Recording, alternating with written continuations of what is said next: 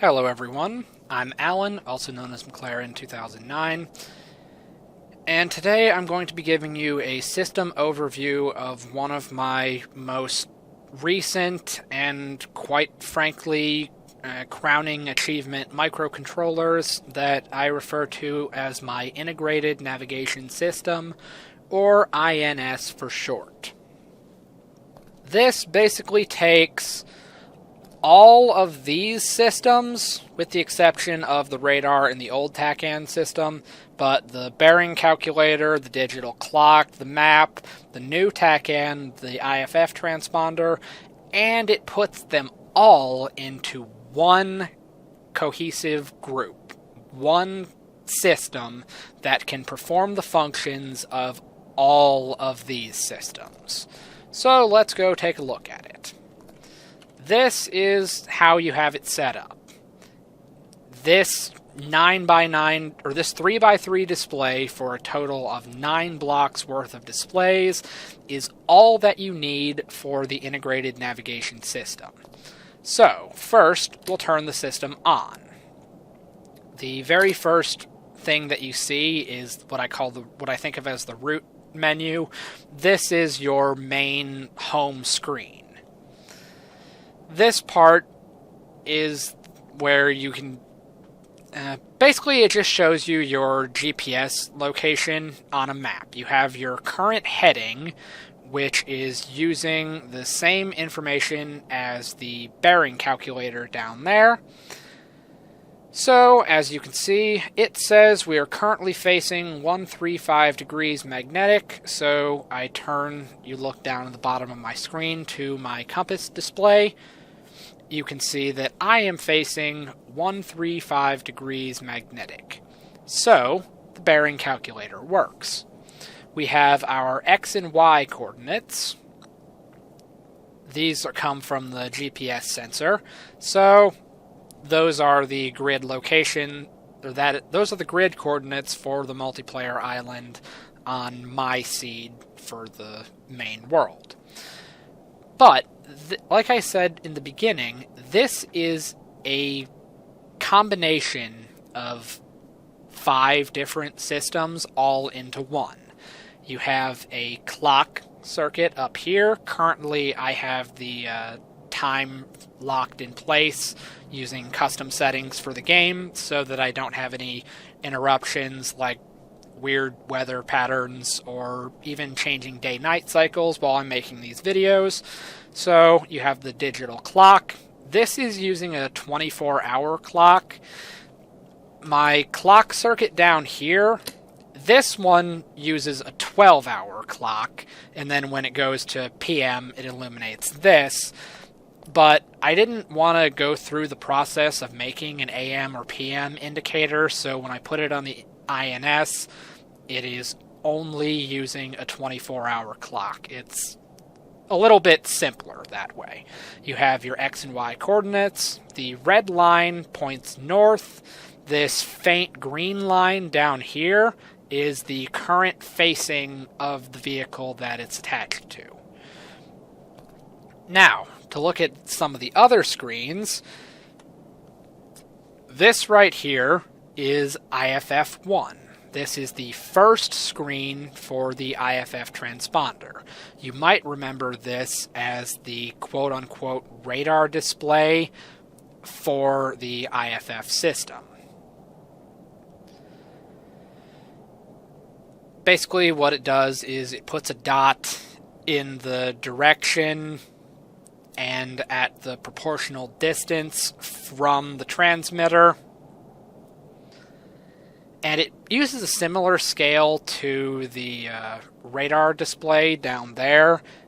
And I think it goes out, it can only see out to 600 meters just like the radar does. So that is IFF1. This is where it shows the information on, or it visually displays the information on your tracked target. Now, how do you set up the information for your vehicle? You go to IFF2. the second IFF screen. This shows your ID, your altitude, your transmit and receive frequencies. So let's set it to transmit on 1 and receive on 2. Both of these transmit and receive systems have 100 frequencies ranging from 0 to 99. You can you can set your ID using the keypad. This turns on the power. These zoom in and out of the map on the home screen, and these three are your modes to transmit the transponder information for your aircraft. Mode A transmits this unique ID number. Mode B transmits your X and Y grid coordinates. Mode C transmits your altitude. None of those transmitters work unless the overall IFF transponder is activated. Right now I have it activated, so let's turn on modes A, B, and C. We already have an ID number set, so we go back to the root menu, and now we can go over to the third IFF screen. As you can see, we don't have a target. The third IFF menu screen shows your target information in more detail than you can see on the first screen. But the difference is, the first screen, it gives you a visual representation of how far away it is, plus telling you the calculated number of how far the target is, the bearing, and the altitude. You go back to IFF 3. It also gives you the ID, but it gives you the X, Y, altitude, bearing, and distance. But, as you're probably aware, we don't have a target. So, let's go over here to my IFF system, turn on the transmitter, turn on A, B, and C, set the ID. And this one is currently set to transmit on 1 and receive on 2. So let's transmit on 1 and scroll back down to transmit on 2. As you can see, this ID was set at 654321. This ID was set at 123456. So we go back over here. We now have a target ID, which is 123456, exactly what we set on the IFF console. The X and Y coordinates are determined by the GPS sensor on the tracked vehicle. The target altitude, 15 meters above sea level. Obviously, both the hangars are level, so they're both 15 meters above sea level. Target bearing, 225 degrees magnetic. Face over to 225 degrees, and that is in the same direction as the IFF system, or the IFF test set. And the target distance, without a laser distance sensor, I can't really verify that one easily, so I'm just going to have to tell you to press the magic I believe button and just roll with it. Alright, so we close out of the IFF system, but there is one more system to show you, and that is the TACAN system. Your TACAN screen is much more simplified than the IFF system, so all of the TACAN information is on this one screen. So right now, these numbers are currently arbitrary and useless because it doesn't have a tracked target. Since the IFF system is on 1 and 2, we'll put the TACAN on 3 and 4. Transmit on 3 and receive on 4. Turn on the TACAN transmitter, and let's go over here to our upgraded TACAN system. So this is going to transmit on 4 and receive on 3. And just to make sure, I turned on the transmitter. And right here you have bearing to target, bearing 225 degrees. Once again, we go to 225 degrees magnetic, and that is the direction to the TACAN test set. The target distance is now 4 meters, which kind of makes sense. If this one's at 2 meters. This one being at 4 seems like it fits. So I have no problem believing that number. The gauges, this is the controls panel for the IFF system, so that has the IFF transmit and receive frequencies. This is the control center for the TACAN system, TACAN transmit, TACAN receive. This controls the map screen. It can zoom in and out. And this controls the power for the system altogether, including the backlights going to these little displays down here. This right here is the IFF mode select, so you have ID number, X and Y coordinates, and altitude. As you can see, by turning those 3 off, we no longer have anything coming from this vehicle, so it's almost like it's not there. Now, you might be wondering, what do I need to set up this? Well, as I said in the beginning, you have this 3x3 set of displays, so 9 blocks total to have the exact same level of functionality as all of these combined. So 9 blocks versus 37 blocks. Pick your poison.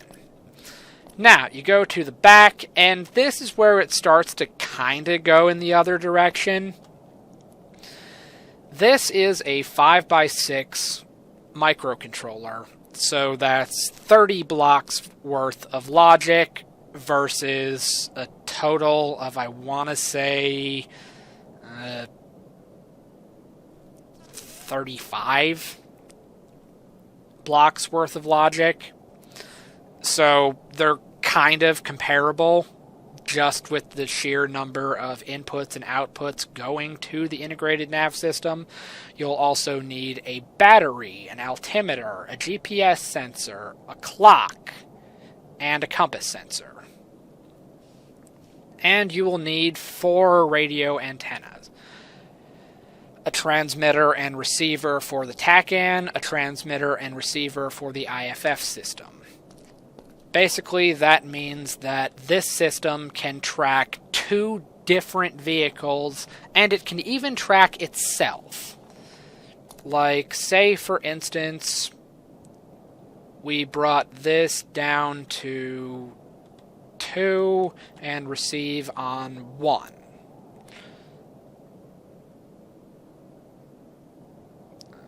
Oh, wait, no, we need to turn that back on. Okay, so we turn on just B. Well, all we need is B, because B is the grid coordinates. So, as you can see, they're now using the exact same GPS sensor, but one is transmitting and the other is receiving.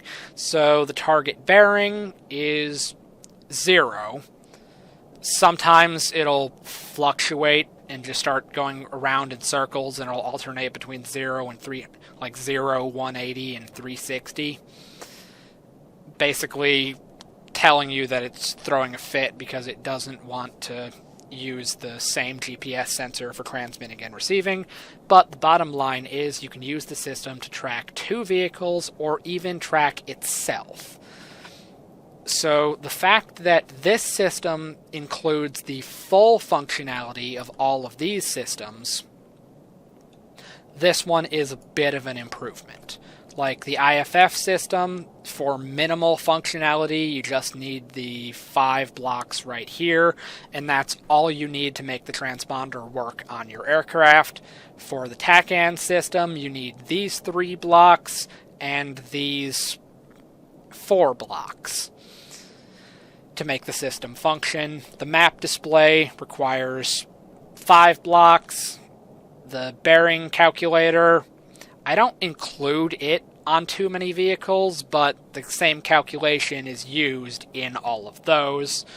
So that's 2 blocks. The clock and heading circuit, basically it's a combination of these 2, just because I needed 4 7-segment displays to make the clock, and then I had 3 spaces that I wasn't using for anything at the time, so I was just like, why not throw in the bearing calculation while I'm at it?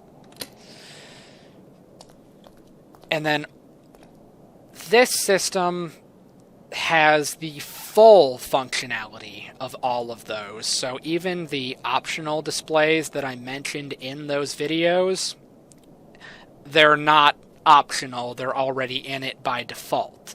So these 9 blocks are essentially non-negotiable. You need all 9 of them in order to use the system, but it is a touchscreen interface that gives you a lot of information about tracked vehicles and also about your own vehicle.